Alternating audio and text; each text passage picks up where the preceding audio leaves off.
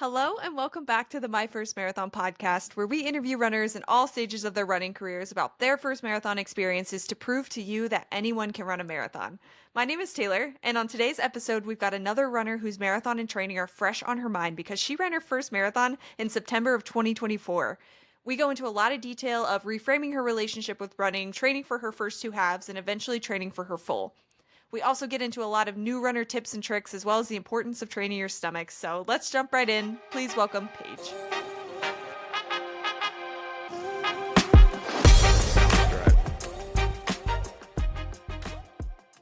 Paige, thank you so much for coming on the podcast this weekend, dedicating some time out of your weekend. How's everything going so far? Yeah, thanks for having me. Pretty good. Can't complain. Good, good. Well, excited to break down your marathon experience here. It's pretty fresh on your mind. You just ran your first marathon in September of 2024, so the training and Yeah. everything, I'm sure, is still really fresh. But before we get to that point, how did you get involved in the running space? Slash, like, what was your relationship with movement like before training for your first marathon? Yeah, good question. So, I relationship with running kind of started in like 8th grade. I remember my best friend at the time, she was like, "Let's sign up for track together." And I had a little bit of Mm, experience in some sports here and there, doing like field hockey and things like that, throughout elementary school and middle school. But track was not something that I ever really wanted to try. I didn't really have an interest in it, but you know, your bestie's doing it, you're gonna do it too. So sure. we signed up for track, and I was horrible at it. My coach wanted me to do the distance running, and I was just not good. Like every event, I was pretty much coming in last place or close to last place. For some context, my body's like 90% legs. I've always been a Gotcha. very like lanky person. Sure. Um, I remember they would yell at me from the sidelines during my events, and they'd be like, "Paige, use your legs." And I'm like, "What do you think I'm doing? I'm trying Right. my best." But I just didn't understand the mechanics or anything of running. So I did not like it. I looked for every excuse not to continue doing track. I did finish out the season, but after that, I was like, okay, not really for me. I'm not good at running at all. Um, After track, when I got into high school, I kind of started running here and there just for fun. But I definitely was the type of person that every time I went out for a run, I was just going as hard and as fast as I could every time. I didn't really Yeah. know what I was doing. I'd be like, okay, I'm going out for a run, and I would just go, and it would be, like 3, 4 miles, but just as fast as I could go.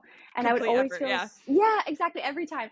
And I would always feel so exhausted, but I was like, well, I guess that's just how you're supposed to feel after a run. Sure. Like, that's good exercise. So that's kind of, how my running journey started. Um, and then it just kind of developed and changed as I, got older. When I got into college, I really got into lifting, and Mm. running just kind of fell to the wayside. And it really wasn't until like after college that I kind of started picking up running again and started getting into it a little bit more. Okay, cool. So got into lifting. That was like your form of movement while you were in that phase. And then what brought you back to running? Like it seems like it kind of creeped its way back in somehow. So how Yeah. did it come back into your life?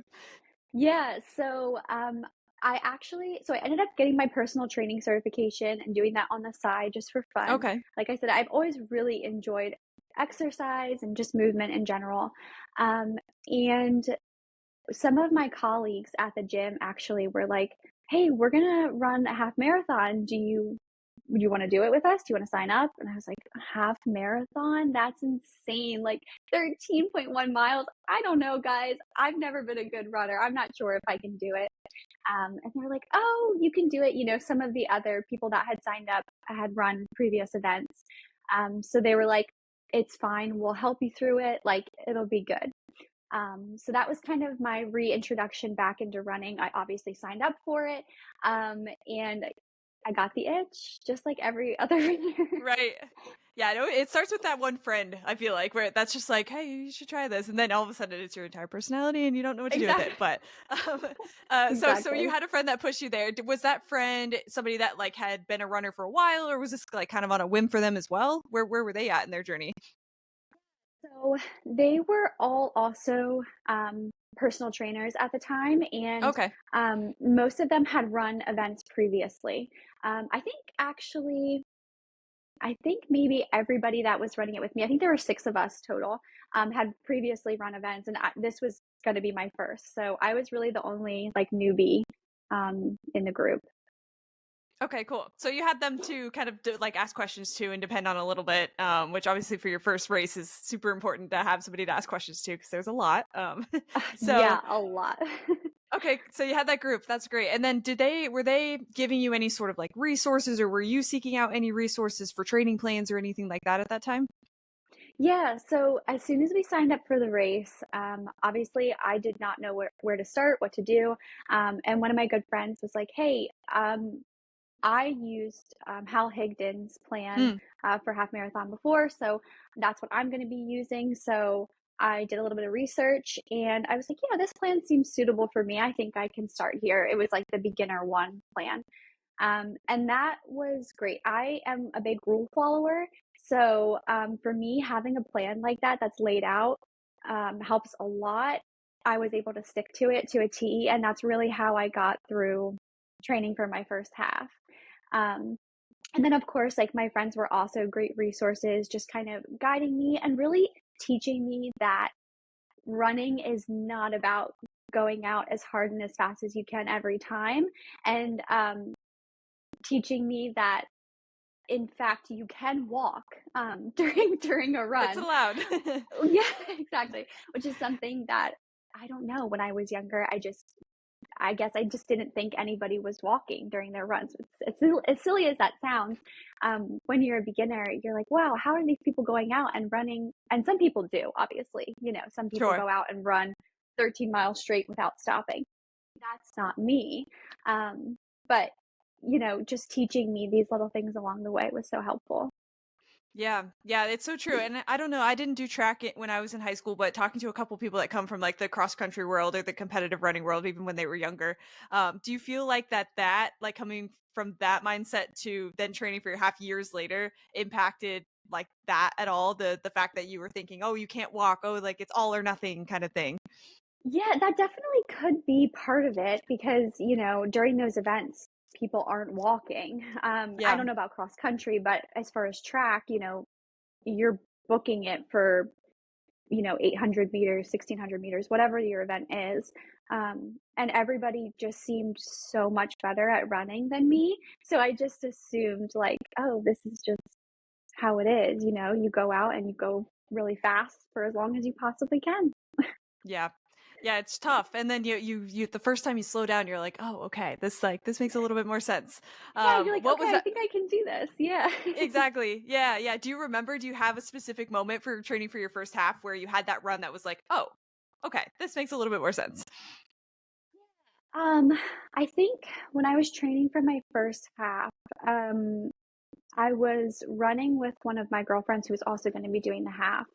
And she was like, I think I need to do intervals today. I'm just like not really feeling it.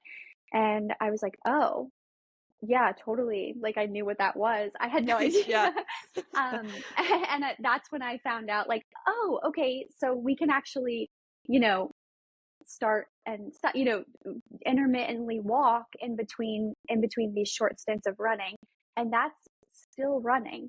Um, that kind of opened my eyes to like this whole other form of running that I didn't know existed, honestly.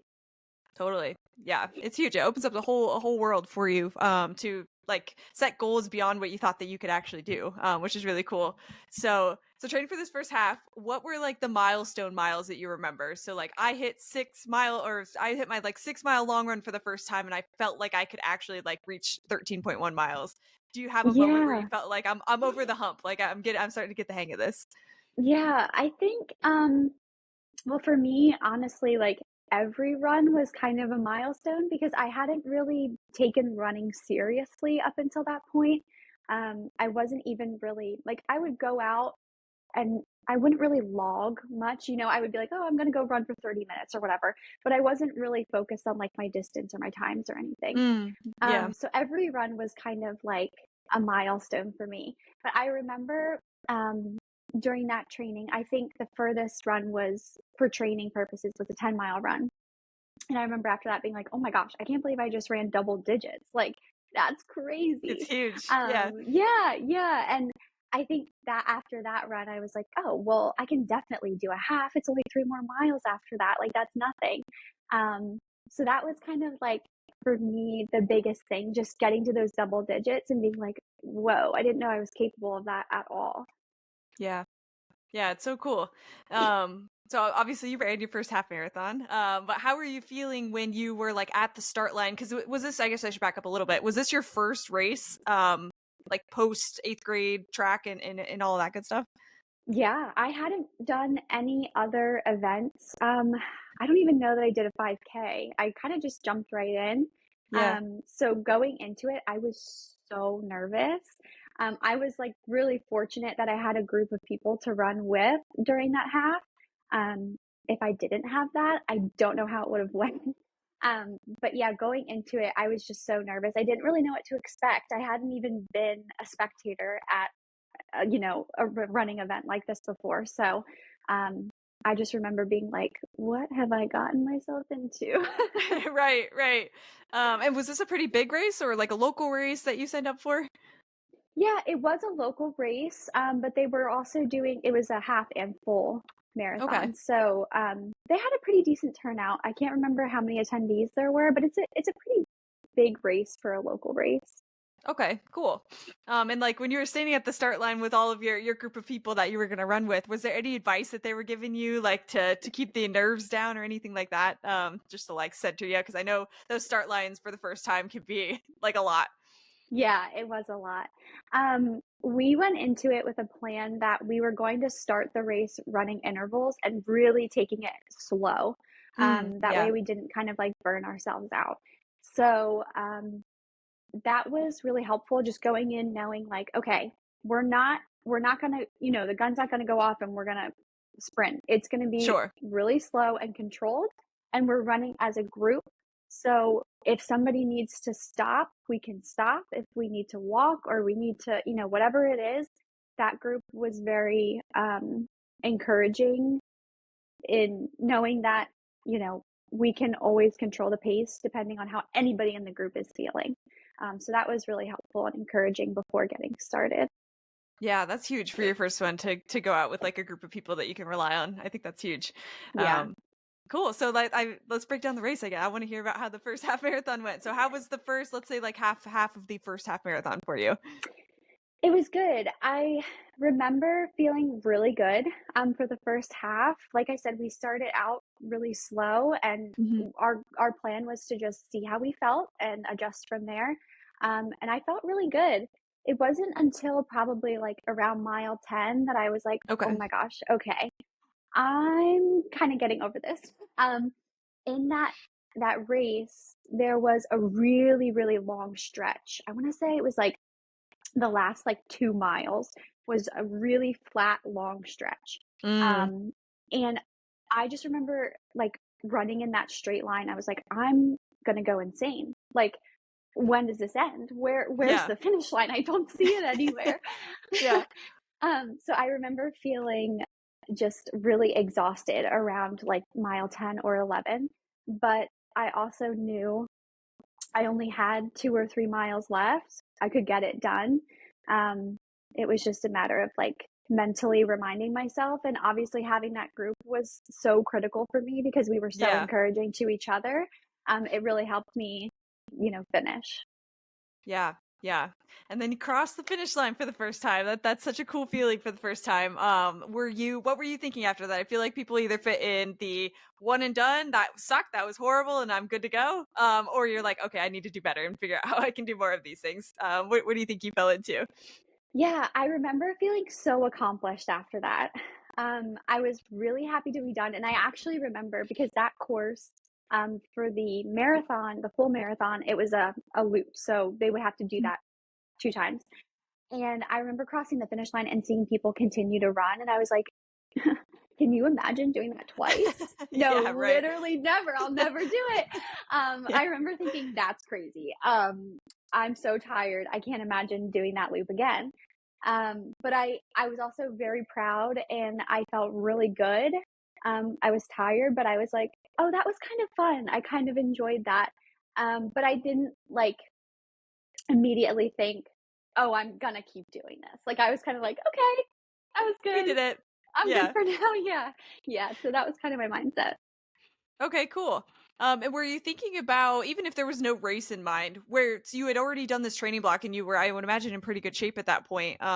So what were you thinking? I'm going to keep running, period, or were you kind of thinking you were going to get back to like weightlifting or other forms of movement or anything like that?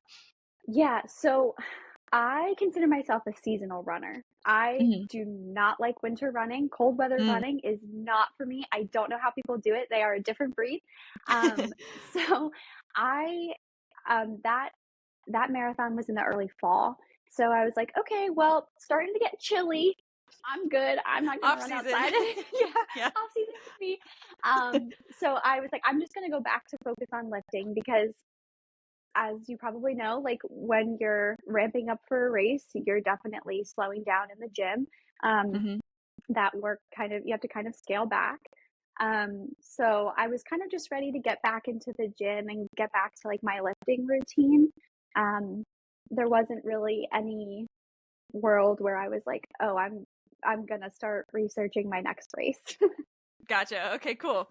And then we obviously know you ran another half and then a full after that. So where I guess kind of fill in the pieces there. So you were Yeah. back into lifting, started to do that for the winter, and then how did we get to next like milestone for running?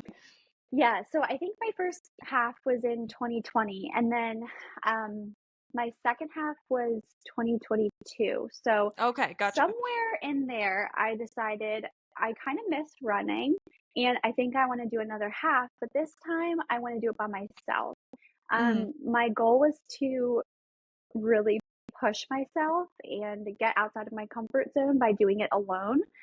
Um, when you have a group that you're running with, there's a different energy. Yeah. You guys are encouraging each other and you're feeding off of each other's energy.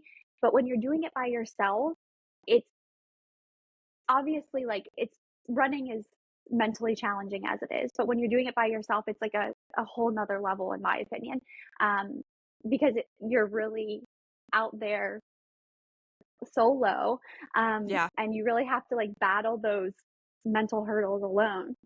Um, So I decided I was going to sign up for another one and I was going to do it by myself. And I was going to try to improve my time from my first. Um, that second half marathon was a different experience for me. um, the day before the half, I ended up getting my period and getting sick. No. Bad I, timing.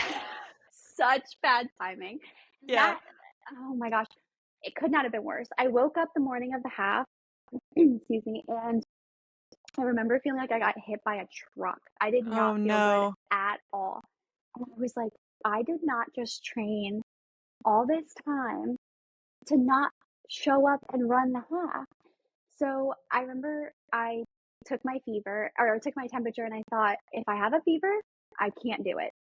If I Hmm. don't, suck it up. You'll be fine. I didn't Hmm. have a fever. So I was like, "Oh, dang it. Okay. I Darn. guess I'm Yeah. gonna."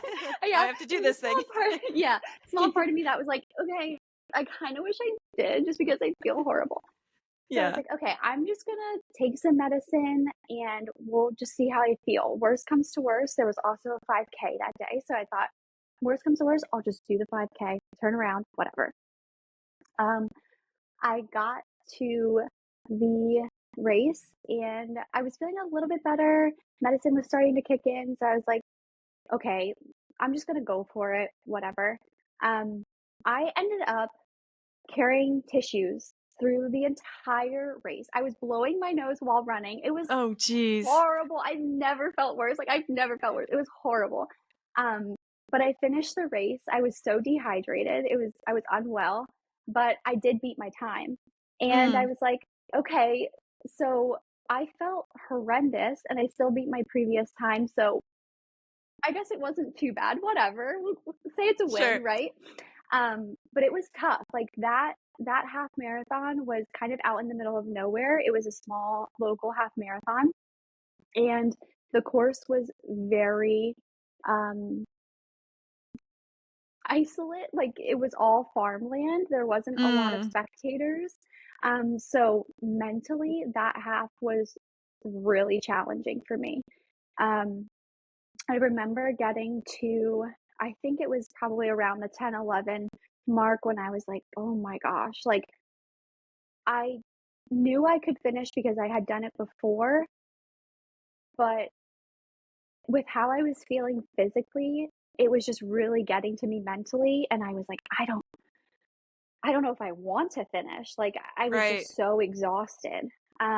And not having really anybody around was just really challenging because there's nobody there to say like, "Hey, keep going, you got it." right, right. Um, yeah, so that was tough, but I did finish, and I'm glad I did it, but it was brutal. Like that was like, why am I doing this? Like that was definitely a Right. moment when I was like, okay, probably not the best idea. But I But we're did in the it. middle of this race, so Yeah, yeah. exactly. I'm like, why did I do this? Like Yeah. crazy. Yeah, that sounds like a mental battle. Those local races, I love a good local race, don't get me wrong, but sometimes they can be a little bit brutal. Some of those courses that are just like out in the middle of nowhere, and the spectators aren't there and you're just alone with your thoughts for hours. It can be it can be tough. It is. What if you remember like what were you saying to yourself to keep yourself going during those moments when you were like, what in the world am I doing out here? Man, honestly, I have to be like a little bit hard with myself, um, because that's the only thing that will keep me going. So I just remember being like, you are literally, there's no other option here. Like, first of all, you're out in the middle of nowhere. Like, there's nobody around. So Right. if you want to stop, you still got to get to the finish line anyway. So, like, might as well keep going, right? Um, and also just remembering, like, you worked so hard for this moment. You trained for so many weeks to get here. You are not giving up because you can do this. You've done it once before and you're going to do it again. You might feel like crap right now, but at the end of this, you'll be okay. Like you'll have your water, you can sit down, eat a big breakfast, whatever you want to do. But Just right ride the day now, like away. just, yeah, exactly. Like, but right now you're finishing this. Like, Yeah. there's no other option here. Um, and that was kind of the only way I could like get through it. Sure. Yeah, and I think a good way, I know at least for me, when I was running my first half marathons, before I even got into the marathon, like I kind of knew why I was running, but I kind of didn't really. So it's really hard to depend even on your why in those moments, like when you're so early on in your training. So I like how you were like thinking back to, oh no, I trained really hard for this. Like it Yeah. would you say that was your why? Was like I put in a lot of work here, so I got to keep going. Yeah, and honestly, like, I had started that day going in with, like, a very specific time goal that I wanted to reach, Mhm. and once I started running and I realized, like, "Oh, I'm really not feeling good," I kind of scrapped the whole time goal, and I was like, "Okay, you know what? Just finish. That's all I'm Yeah. asking of you, just finish." Um, yeah, because truly, like you said, my why was I trained for this. I'm not gonna Right. give up now. Like it's too late for that. So I wasn't gonna let like a little bit of a head cold, get in my way. Just wasn't worth it. Sure. Yeah. And then you always feel better at the end. So but going back just a little bit to training for your second half marathon. So your first half marathon you had your group that you were kind of depending on for training, you were following your HAL plan. What if anything did you change for training for your second marathon that just you just didn't know for I'm sorry, your first half marathon, second half marathon that you just didn't know for your first one? Yeah, that's a good question. So I used the same program for my second half because I really liked the way it was kind of like laid out, and it worked for me. So I used the same plan, and really my training for the second one wasn't too much different. It was more so just being comfortable, being okay, being by myself. Mm, Um, Learning how to pace myself, because I was not good at that from the beginning.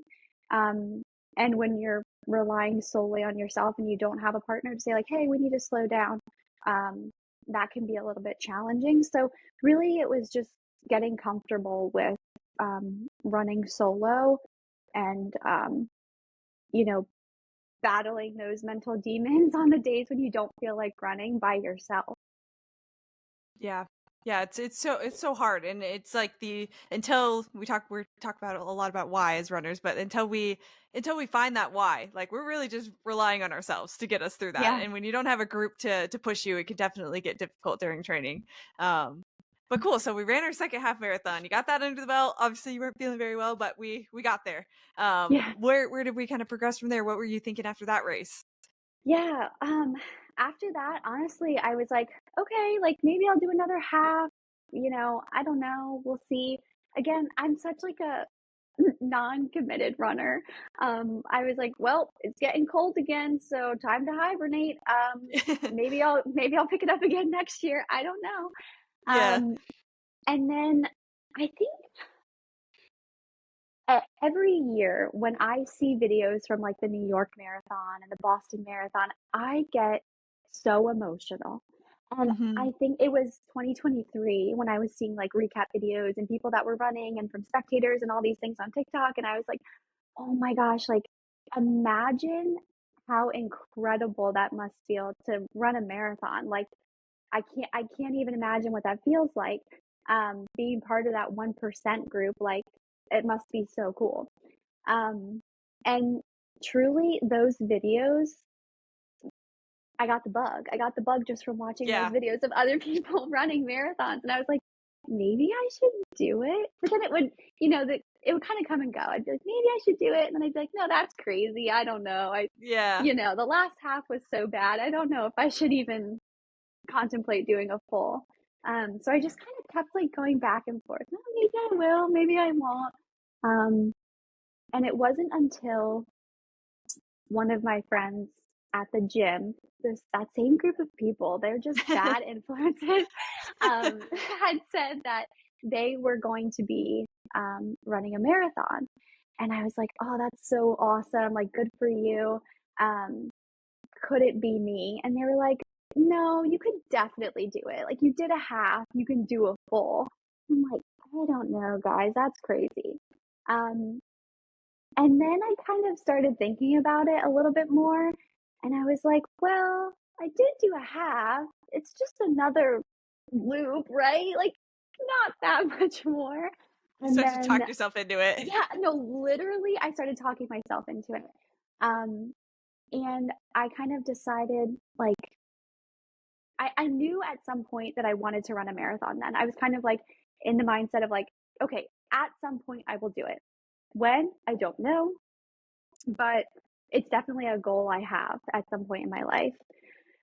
And then I kind of started thinking about it a little bit more, and I was like, well, I mean, what's stopping me from doing it right now? Right? Like, there's never going to be a good time to run a marathon. Right. There's just Yeah. not. It's a Yeah. huge time commitment. Um, And I remember kind of going through like all of my excuses of why I shouldn't. And I was like, but also life is just going to continue to get busier. It's just going to continue to get crazy, whatever. Like life is never going to slow down. There's never going to be a good time. So I was like, well, 2024, I'm going to be 29.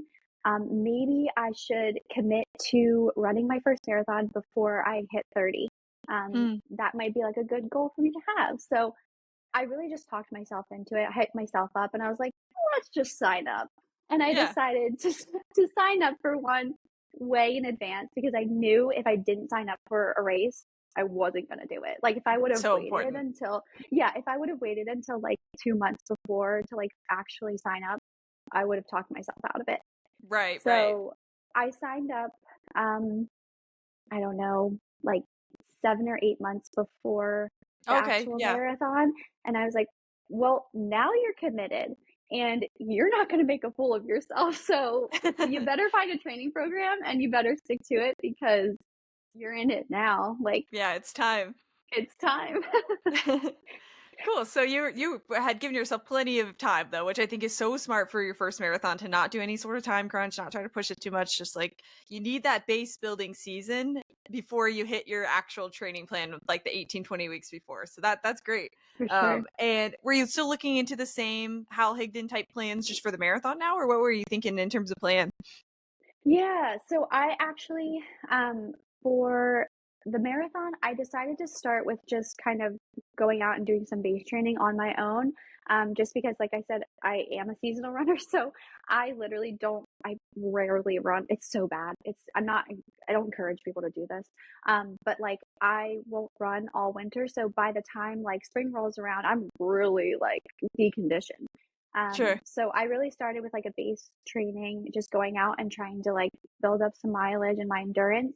And then I did actually sign up for, I used Hal Higdon's app for the full marathon, Hmm. which was great. And it was a similar kind of setup as the half marathon plans. And that really helped to kind of keep me honest and keep me on a schedule. Um, so that's, yeah, Yeah, I use the same app for my first marathon. I think it's a good resource for beginners too. for There's some sure. advanced plans on there too that actually aren't bad, so we'll plug that a little bit. But Yeah. yeah, so cool. So you were using the app, and I should have asked this before, but how did you decide on the marathon that you chose? Yeah, good question. So I really wanted to do a marathon in the early fall again Mm, because I wanted to train in spring and summer. I prefer the hotter months to run. So, um, I was looking for a like early fall marathon in my area. So I live in Pennsylvania, and unfortunately, there were none. I couldn't find any. So I happened to just stumble upon it was the Sackett's Harbor Marathon in Sackett's Harbor, New York. And it looked like a really pretty course, and it was an out and back, which I really liked. I didn't want to have to do like laps because mm, I yeah, don't know. For some reason, that just seems mentally so much more difficult to like see the finish line so many times and not yeah, be there. Um, so yeah, I found the marathon. I was like, well, this looks like a really pretty course. It was relatively flat. Um, and I was like, also, I can make a little vacation out of it. Found a little Airbnb close by. So, um, yeah, that's really why I chose the course. I was like, well, looks like a good beginner course. Let's give it a try. cool. Yeah, that's great. Yeah. And then for I feel like your first half marathon or even the half marathon in general, you should be fueling. But for our first ones, a lot of times that we're kind of putting that by the wayside. What were you looking into, or what had you learned so far in terms of fuel at that point? Yeah, good question. For the half marathons, both of them, I really wasn't feeling well at all. Actually, for the Hmm. first one, I don't know that I did fuel at all. For the second one, I was using fuel, but not properly. I was just kind of like here and there, like, oh, I guess I'll, eat a couple chews, whatever. Yeah. Didn't really know what I was doing. So that was a huge learning curve for me going into the marathon because I knew how essential it was, but I just didn't know how to do it. So training my stomach was such a big hurdle for me. And it's something Yes. that I think is not talked about enough in the running community. Like anybody that is going into trying to run, like training your stomach to eat while you're running is It's tough. it's challenging. It's tough. It's really Yes. tough. Yeah. Um, so yeah, that was a really big learning curve for me. Um, but I really took it very seriously and tried to stay on top of fueling even during my training runs and carrying that throughout, the entire training process. Yeah. No, I'm glad you brought that up. I've been talking a little bit about what I just went through training my stomach because even after my first marathon, training my stomach like to run in heat versus running in the cold, like it constantly is changing, and then you'll Yeah, wake up one day and some the fuel that's worked for you the last 3 months just randomly decided to stop working for you. So it's this whole other element of like training your body that a lot of people don't anticipate when they get into the marathon stuff. So I'm glad you brought that up. Um, what were you thinking or what were you looking into, if anything, to like train your stomach to take on fuel? yeah. Honestly, there are a lot of really great free resources out there. Just trying to read as much as possible on like how to do it and what to do. Um, really, I was also looking to my friends for advice who had previously run. I found for me personally, I didn't really like the like goos and stuff. Mhm. So I was really primarily using like chews. And I found a couple things that worked for me, and I just kind of stuck with it. I also started adding in gummy bears. Highly recommend. It was like rewarding myself with a little treat, but Yeah. it was still getting those sugars and carbs. Um, so yeah, it was really just kind of like trial and error. See what feels good on those runs, and definitely I would say, you know, bring very specific, whatever you think you're going to like, bring that with you on some of your shorter runs and give it a try just in case you do have a little bit of belly troubles. You don't have to continue running. Mhm. But yeah, it was really just kind of like trial and error. It's just making sure that, for me personally, it was making sure I was fueling every like 30 minutes on those runs, and also hydrating. Again, something that I feel like we need to talk a little bit more about, because going into running, like, you just assume, like, "Oh, water's good." Like, Right. just that's Right. fine.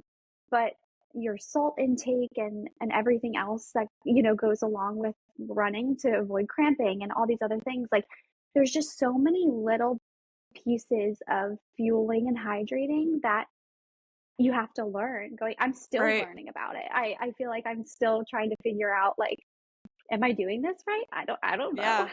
Yeah. Yeah. Yeah, it's tricky, and I think trial and error is the best way to put it, like you said. Like, if once you find something that you like, stick it, like, Stick keep it, with note it it. down, stick with it until something proves otherwise, but yeah, stick with it, and then I think that you can just kinda keep adding in, like, the salt, the sodium, stuff, like, something that needs more sugars, maybe you need more carbs. I think you can start to, like, adjust once you have a good baseline of what you know, like, will work for your stomach, you know? For sure. And it really is like, you really just have to listen to your body and see how you're feeling. Paying attention when you're running, reminding yourself, like, when did I fuel last? Am I feeling pretty good? Do I need more? Was that adequate? Um, am I having any sort of like adverse reaction to what I just ate? Right. It's just really important to listen to your body. Totally. Totally. Throughout the whole training block. Yeah. And have for this training plan, I know following the HAL plan, I think 20 miles was my top run. Was that the same for you for your first? Yes. Yeah. Cool. What was that experience like? Because I know you said the first time you hit your double digit run, it was like this, oh, I could do hard things kind of feeling. What was it like hitting your first 20-mile run? Because that Yeah. is quite the milestone. Oh my gosh. Yeah. It was incredible. I will say, like, throughout training, because the furthest I had run was a half, again, it was like everything further than a half was just another milestone. So it was like, oh my gosh, I just ran 14 for the first time. Oh my gosh, I just ran 15 for the first, it was just like, it's so exciting every single time. Yeah. Um, and for the 20-mile run, I was really fortunate because I had two friends that biked alongside me, which godsend, because that is a challenging run, and dare I say, even more challenging than the marathon itself. Oh, I know, totally. like, Yeah. oh my gosh. But I remember I felt really good. I got pretty good at pacing myself, and I knew where my comfort zone was. I'm a slow runner, and I don't care. Like, I'm always checking in with myself to see how I'm feeling, and if I feel like I'm going too fast, and I will scale back and I will go slower. Um, I don't care if I'm walking. um, and I remember getting to like 15, and my friends were like checking in, like, "You good? You sure you're okay?" Because I just like kind of stopped talking at that point because I was Hmm. just so tired and the energy was just drained from my body. Um, Right. and things were starting to hurt a little bit, but um if it weren't for them, I don't know if I could have like finished that on my own. They really encouraged me, kept me going, and I remember as soon as I finished, I was like, I can't believe I have to run 6.2 more. Like, Yes, that it's feels so defeating. impossible. Yeah. I was like, "No," because I'll be running for another hour plus. Like, Right, if right. you asked me to do that that day, I would have been like, "You're out of your mind. That's never gonna happen." Like, Yeah. no, pass. And that's when you really start questioning your sanity and you're like, "Why did I sign up for this? Like, Yeah, what are am we I doing here? okay? What are we Right. doing?" Yeah. For sure, that 20 miles is rough, but I will say, like, don't let that be a deterrent for anybody that's training for their first. Like, I think that 20 miles is hard for pretty much anybody, and Yes, yeah. it's just, like, such a struggle, and going into your race day is it's gonna be so much different and so much better. Yeah, yeah, that first one is tough. I mean, it's like it's similar to the race where there's a lot of unknown, but I think the first time you run that 20-mile run, it feels like your like test for the marathon almost. So Yeah, it can really psych you out. That race that run. If it doesn't go well, you're like, well shoot, can I even run a marathon if I can't run 20 miles? Or vice versa, if it goes awesome, then you're like, oh, I got yeah, this. And sometimes you can go in a little bit too confident to the marathon. So it can yeah. really mess with you. I think everybody has at least one run, but probably several throughout training where you're like, I don't know if Yeah, I what's can do happening? this actually. Yeah. Yeah. I remember for some reason my 14-mile run was so incredibly hard. I don't know what was wrong with me that day, but like mentally I was just not in a good space. And I remember after 14, I left. Oh, well, I actually like about at like mile like 12, I was like, I think I'm just gonna go back to my car. I don't think I can do this. Like I think I'm gonna quit. I don't think I can run this anymore. Like I'm done. And I had somehow convinced myself, like, no, you just ran 12 miles. You can run two more. Like get up, let's go. Mhm. Um, I ended up finishing that 14 miles and I was almost like on the verge of tears. Like I actually don't think I can run 26. Like, I could barely finish that 14. It took every ounce in me to finish that. Yeah. Um, that was like one of the hardest runs. And then, like 2 weeks later, you're running 16 and you're like, this is great. And Yeah, you're like, no big deal. it makes no sense at all. It makes Right. no sense. But there's always going to be runs like that where you're like, how did I ever, like, how did I do this before? Like, I don't understand. Yeah, It's a and mystery. I think when you were going through it the first time, like when you had that 14-mile run, before you even knew that this like 16-mile run was gonna go well the next time, um, how did that affect your confidence? Because I can like speaking from experience, runs like that for the first marathon when I didn't know that that was a thing was like a huge knock to my confidence. Right, I'd be like, oh my god, I'm Yeah, not a runner. I don't know what I'm doing out here. Like, yeah, what was that like for you? yeah. No, 100%. I felt the same way. I was like, well, if I can't do 14, like, there's absolutely no way I can do 26. Like, Right. it's just not possible. Um, and I felt really defeated after that run. I truly was like, should I just like not go through with this? Like, should I just stop training? I don't know. Maybe I should just stick to half marathons. And it really was like a big knock to my confidence. But then, you start back up the day later, next 2 days, whatever, and you go on your short run and you're like, okay, like it was just a bad run. We'll see what happens.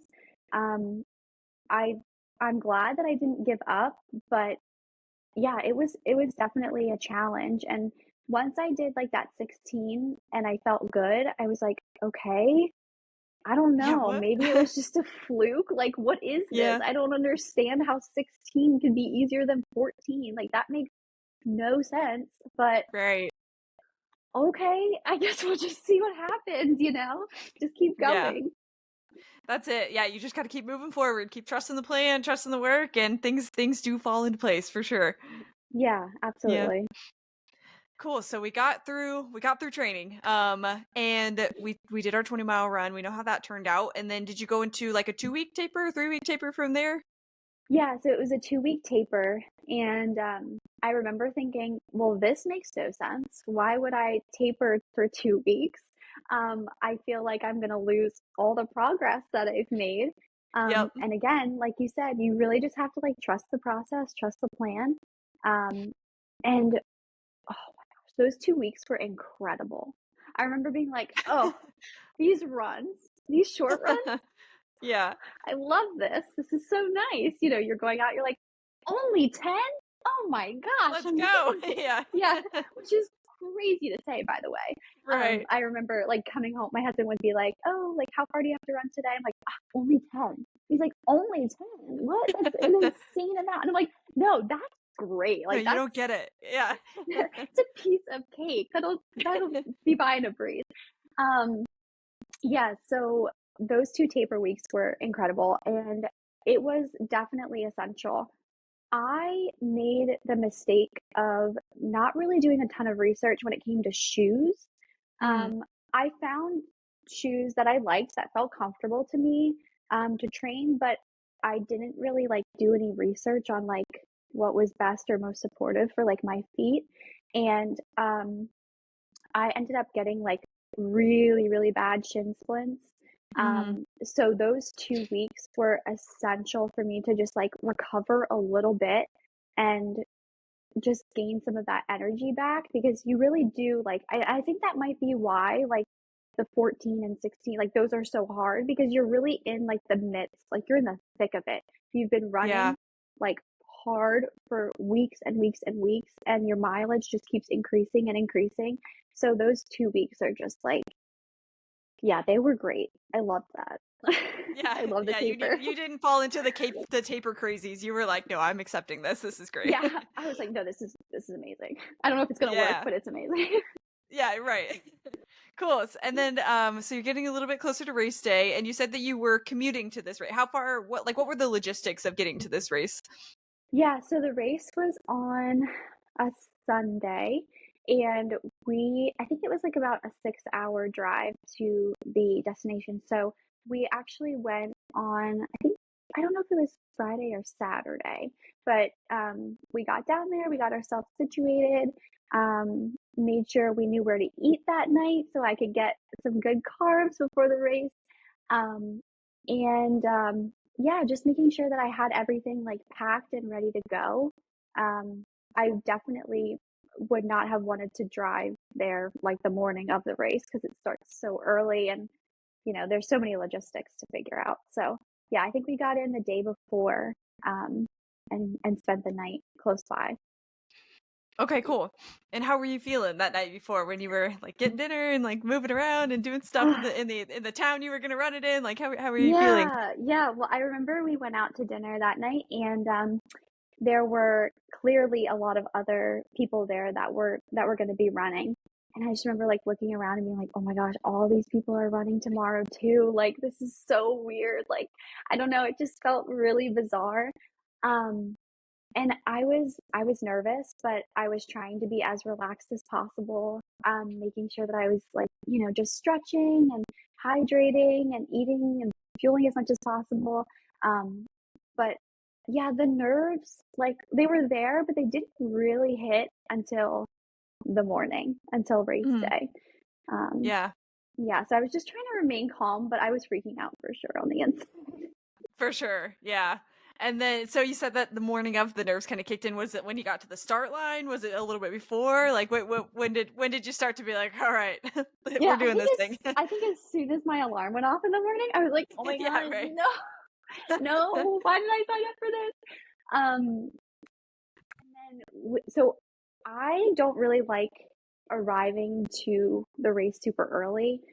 Might be controversial, but I am just way too nervous. Like I don't want to be around all those people. I'm like, "Oh my gosh," like so in my head that I just like need time to like process everything. So I remember I got up that morning, I was getting ready, I ate, I put my like outfit on and I was like, okay, like everything's fine, like I feel good.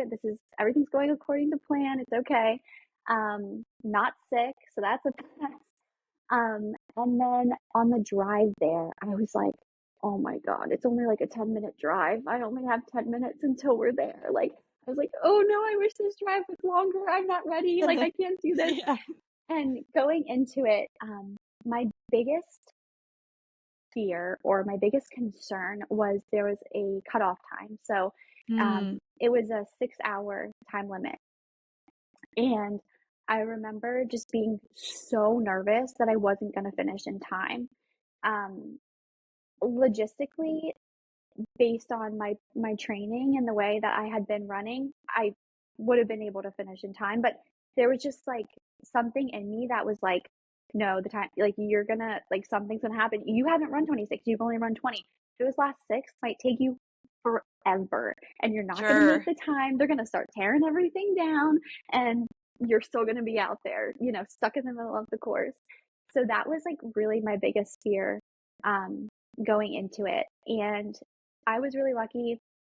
My husband was there to like support me and watch and everything. And he was like, it doesn't matter how long it takes you. I'll still wait there at the finish line. And even if it's not there anymore, like 26.2 miles is just a distance, right? Right. It doesn't matter how long it takes you to get there. You can still keep running until you hit 26.2, right? So I was like, okay, you're right. Like, I still had it in the back of my mind, but just knowing that, like, yeah, you're right. It actually doesn't matter how long it takes me, whether it's 5, 6, 7, 8. If it takes me 12 hours, like, I'll still finish it. Right. So Same that kind distance. of, yeah, exactly. So that kind of helped ease my mind a little bit. But then when I started lining up at the starting line, I was like, oh my gosh, I'm going to poop my pants and I can't do this. Like, I actually don't know if I can do this at all. And yeah, the nerves were just unreal, like insane. Yeah, those start line nerves. I mean, just to be, I think it's heightened when you're around other people who are also nervous. Like you're just standing in a Yeah. group of people who are all really anxious to get going, and it's a lot. Yeah. Um, Yeah. so you got going. The race Yeah. started. When do you feel like you kind of settled in a little, if you did, like in the first half? Yeah. So I would say, honestly, well, first of all, like for anybody listening that might be going into like their first marathon, like the nerves are obviously so normal. And honestly, like I think it helps a lot. Your adrenaline's going and you're just like excited to get started. And I think you kind of like don't even realize like that you're running. I don't know, that sounds so I know exactly crazy, what you mean. but Yeah. yeah, you're kind of like, I guess we're doing this. Okay, you're just kind of like going with the crowd. And it takes a while until you process like, oh, I'm already at mile 3. Okay, all right, this is fine. I felt like the first Probably, like, the first, like, mile, I was still really, like, nervous, and I remember thinking to myself, like, "Okay, you need to start controlling your breathing because 'cause you're getting, like it's a little crazy. Hmm. You need to relax."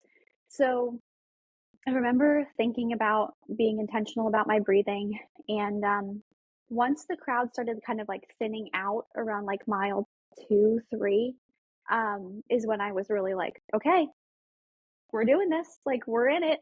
Um, here we go. Now's the Yeah. time." Yeah. um, yeah, that's really when I kind of like snapped into it and I was like, okay, this is it. Yeah. Cool. So you were feeling pretty good.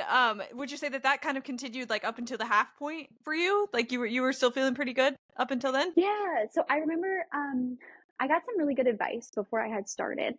And part of it was about like checking in with yourself every couple miles. Mhm. So, like I said, when I got to like mile 3 and I realized it was kind of thinning out a little bit, I was like, okay, here we go. When I got to mile 7, I was like, this is still just a warm up. This is just a Mhm. warm up. We're just getting started. I felt really comfortable at my pace. I was going a little bit faster than I anticipated, but I felt good. So I was like, okay, well, as long as I feel okay, like I'm just going to continue at this pace. When we got to, I want to say it was like mile 10 is when the half marathoners turned off.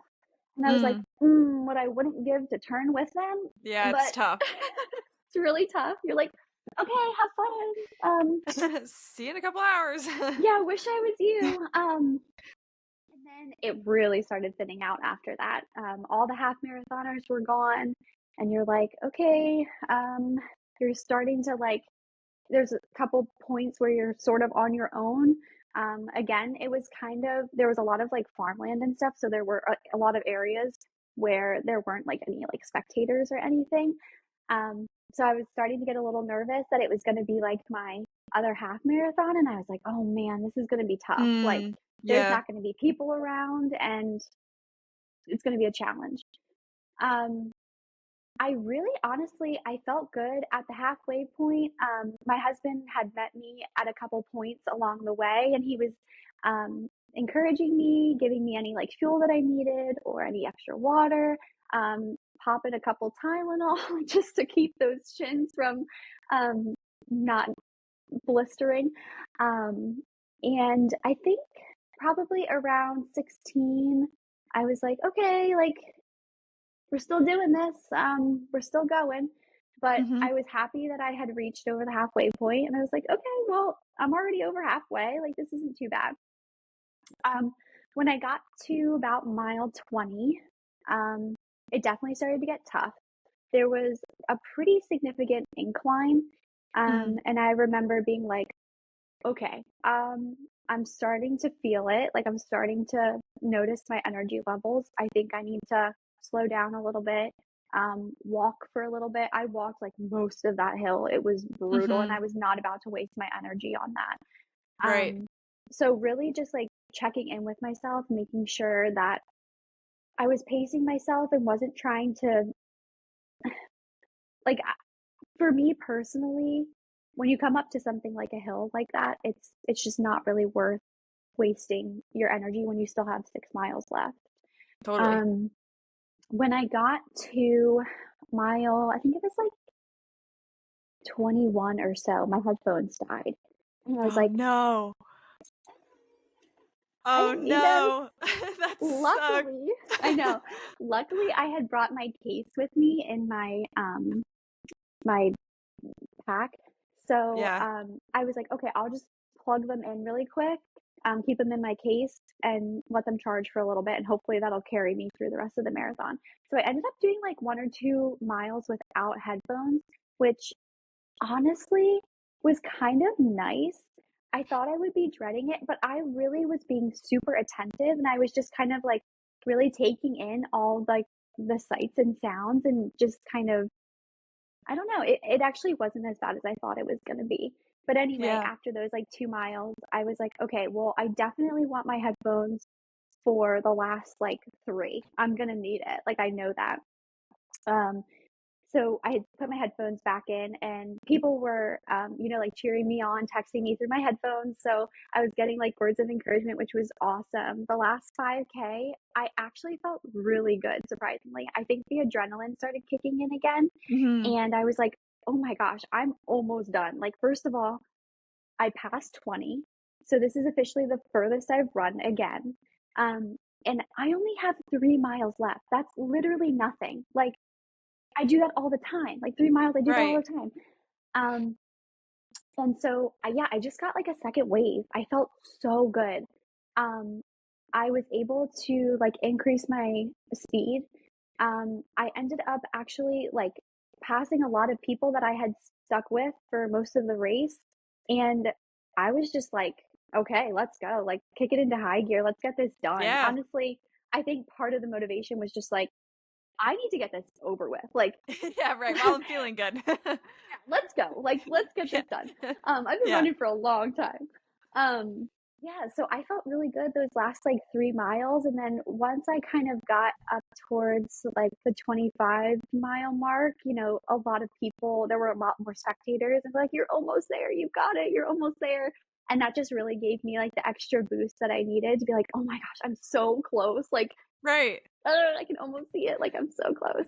Um, yeah, and then I finished, and it was like, I can't believe that just happened. Like, it Yeah. was kind of a blur. It was crazy. Yeah. Did you get to like take in the finish line at all, or were you so exhausted that you like reflected on it later? Yeah, I remember seeing the this is so dorky, but I remember seeing the finish line, and I really wanted to have a good song playing when I finished in my headphones, I did and the same thing. I couldn't find one. And I kept skipping, Oh and I was like, no. "Wait, all these suck. Wait, pause. Yeah. I don't even remember what song was on. That's how horrible it Yeah. was." But I remember thinking that I was gonna cry when I crossed the finish line because even during training, I would get emotional sometimes just thinking about, like, accomplishing it. But I crossed that finish line. I sprinted so hard, like, I gave everything that I had left. I crossed the finish line and I was like, I had nothing. Like, I had nothing to give. Like, there were no tears. There were nothing. Right. It wasn't as magical as what I had seen, but honestly, I was like, "Oh my god." Like, "Thank God I'm done." Like, that took forever. I was running for so long. Like, "I'm done. Oh my gosh." So, I remember I walked off to the side. They gave me my medal. I walked up to the side and I was like, "I just need to sit." Like, it's been so long. And Yeah. I sat down and I immediately was like, I actually don't think I can get back up. So here we are. We're gonna sit here for a second. Probably. I was like, okay, well, I'm gonna need a couple minutes. Just Yeah. leave me here. I'll be fine. Yeah. But I was just so happy to, I was, of course, proud and happy to have accomplished it, but I was also just like so drained. And I was like, oh my gosh, I can't believe I actually finished that. Like, I can't Yeah. believe it's over after all of that. Like, it's just a weird feeling. It's so unreal. Yeah, I asked the question of like, did you get to soak it in? Like, what did it feel like all the time? Nobody can describe it. Like, you have to just go through it and feel it for to really Yeah, understand what we're talking about. Because it really is. It's just like it's a feeling that you specifically get from doing this really specific thing. But it's unreal. Yeah, it's yeah, huge. Well, cool. That was such an awesome experience. It sounds like all things considered, the sounds like the marathon went pretty according to plan. To what you were hoping for. And the cutoff, you were all set? Made it through the cutoff? yeah, yeah. I made it in time. I had like I think like 40 minutes to spare, Oh, you so I were had yeah, plenty of time. plenty. I was just so nervous, but I kept an eye on that time like throughout the Mhm. entire race. Um, but I was just really fortunate. I think just because I had, I've heard stories of things that go awry on marathon day, so of course, Sure. um, I just kind of anticipated that. Um, but honestly, like, it was such a good experience. Like, I really can't complain.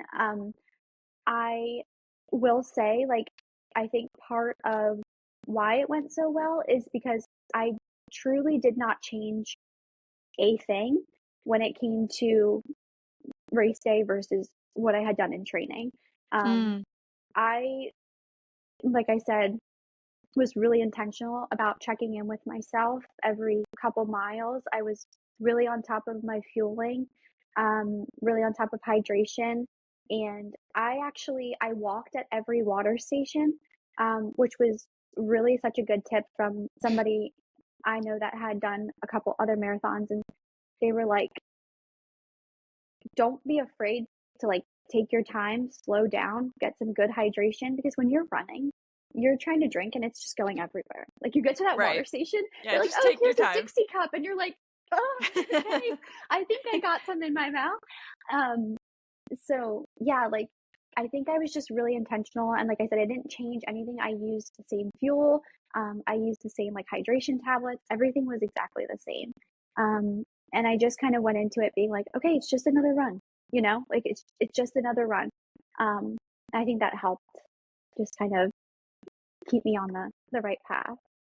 Totally. Yeah, no, I think that's great advice of just yeah, don't change anything. That's like the biggest no that we always hear for marathon race Yeah, day is like keep it simple, keep it to training. You don't need to try anything crazy just because it's like a yeah, big race. right. But cool. That all sounds like it was so exciting. And then if you could like break down, obviously if you've listened to the show before, there's a lot of newer runners that are listening, a lot of people who were in the same boat as you pretty shortly ago where they were thinking about running their first marathon or training. What's some advice that you learned from your experience that maybe you could offer some people who are thinking about running theirs? Uh, there are so many things. It can be really overwhelming when you're getting started.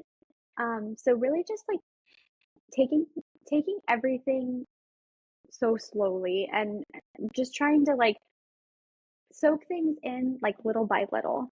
I think even when you pick a plan, like for me, picking a plan was really, really important before I had even started training because I wanted to make sure that I wasn't just going into this blindly.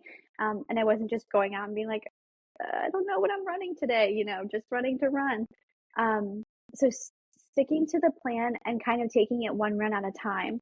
When you look at the plan um, overall and you see like, oh my gosh, like 18, 20 weeks of training or whatever, and you see all these runs, you're like, oh my gosh, like I don't think I can do that. It looks very overwhelming. It's very scary. Um, so literally just going week by week, run by run is, I think, the best way to kind of approach training. Otherwise, you're going to be looking ahead, being like, I'm supposed to be running 16 miles in 16 weeks. That's, it just gets a little bit scary. So Sure. taking it week by week is really important. And oh my gosh, there's just so much. There's so much.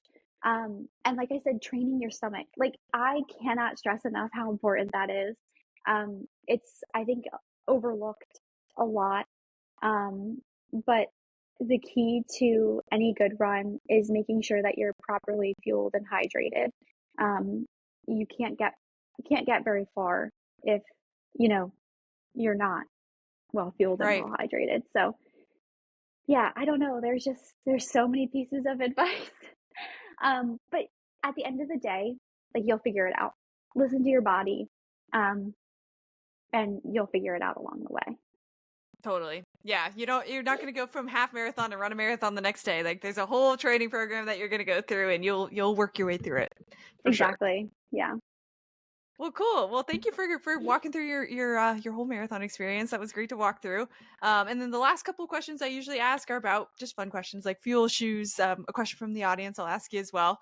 I always give the disclaimer to try your own fuel products. Trial and error is going to be your best friend with fuel. Same thing with shoes. Go to a running store, get your feet measured, do what you got to do with shoes. But for you specifically, what do you like in terms of fuel? Yeah, so for me, I really like the Honey Stinger chews. Um, they are fun because they're kind of like eating gummies, and they're easy to to grab and go. I personally don't like the texture of like some of the goos and stuff. It's not really my Yeah, thing. So I also, like I said before, started using gummy bears, which was fun for me because it's not like something I typically just snack on.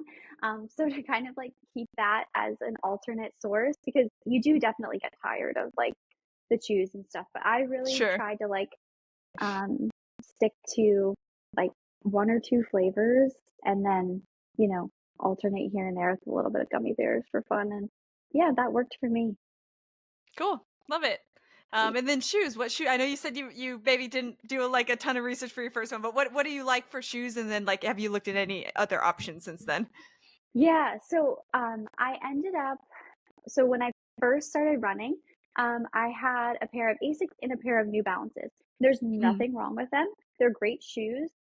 They just weren't supportive enough for me. So I yeah. actually ended up about halfway through training getting a pair of Hoka's with a 4 millimeter heel drop, and that helped a ton.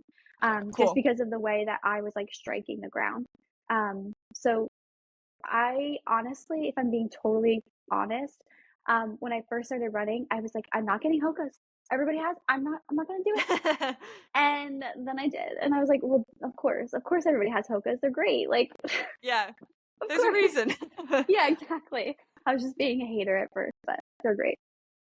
Cool. So Hoka's, sweet. And then last question is a question from the audience. This question is from Mrs. Molly on Instagram. Thank you for the question. And she asked, how did your energy train throughout marathon training? Oh, good question. I think when you first get started with training, it's really exciting because you're like, oh, I have this really cool goal. Um, and it's exciting, but it's also overwhelming because the thought of even running 26, at least for me, was like insane. Um, and as the weeks go on and you start getting more comfortable with your pace and with running in general, um, I feel like the energy kind of like shifts a little bit. Um, at about the week, like, I don't know, 14, 15 for me personally is when I started getting like really exhausted. Um, Mm. marathon training is hard. Like, it's very taxing on you mentally and physically. Um, and then on top of whatever other training you're doing in conjunction with running, it can be a lot. So I think there's definitely a point where you feel like you have nothing left to give. Um, your energy is just like so low. And in those moments, you really do have to go back to your why, and you really do have to remember like all the hard work you put in. Like I said, that 2 week taper for me was a godsend because it really allowed me to not just like physically rest, but also like mentally, like get myself together. Um, because I wasn't so stressed with like those long runs. I mean, some of those long runs, like you're spending like I mean, until you're even, you're dressed and then you go and you do your run and you get home and you have to shower and whatever. Like it's a whole day affair. Yeah. Um, so it's just a lot. But then the energy comes back to you on race day and there's just like nothing like that energy. Like it really does carry you through so much of that marathon. Um, and it's just like an incredible feeling. Yeah. I think that's a great way to describe like the highs and lows of the energy because it really does. It just changes throughout. You're gonna Yeah, have days where you're feeling awesome. You're gonna have days where you're feeling not so awesome. But just exactly. trust in the process and sticking with it. But well, cool. Well, thank you so much for walking through everything. And if anybody wants to follow along with you, where can they find you? Yeah. So I actually documented my marathon journey on TikTok, which was super fun. Just to be able to vlog my whole first experience, Cool. really allowed me to kind of like stay attentive to everything that was happening during all those training runs. And I'm hoping that I'll be doing another race in the near future. So hopefully I'll be vlogging that as well. So you can Sweet. always follow along there. Cool. Awesome. And I'll link all your socials in the show notes as well. But thank you again for coming on. This is awesome. Yeah, thank you so much for having me. Thank you so much for tuning into another episode. If you're enjoying my first marathon, it would mean the world to me if you could rate and review the show. And if you or someone you know has ran a marathon and would like to share your story, I have a guest form to fill out in my bio on Instagram. That username is at myfirstmarathonpod. See you on the next one.